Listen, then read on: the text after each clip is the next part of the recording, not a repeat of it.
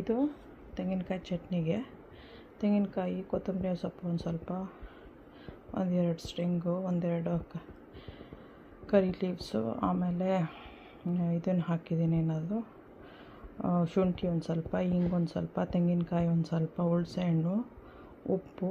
ಇವಾಗ ನೀರು ಹಾಕಿ ಈಗ ಗ್ರೈಂಡ್ ಮಾಡ್ಕೊಂಬರ್ತೀನಿ. ಇದಾಗಲೇ ಎಲ್ಲ ಫಿಲ್ ಆಯಿತು. ಗ್ರೈಂಡ್ ಮಾಡ್ಕೊಬರ್ಬೇಕೀಗ. ನಾವು will be grinding this one.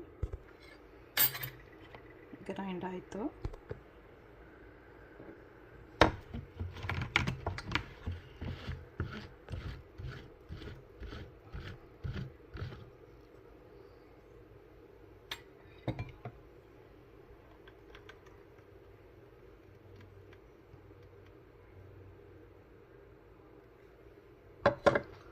ಈಗ ಇದಕ್ಕೆ ಒಂದು ಟೆಂಪ್ರಿಂಗ್ ಒಗ್ಗರಣೆ ಹಾಕ್ತಾಯಿದ್ದೀನಿ.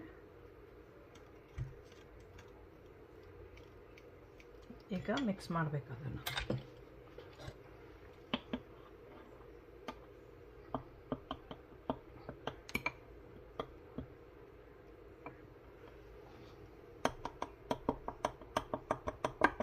ಇವಾಗ ಇದು ರೆಡಿ ಆಯಿತು.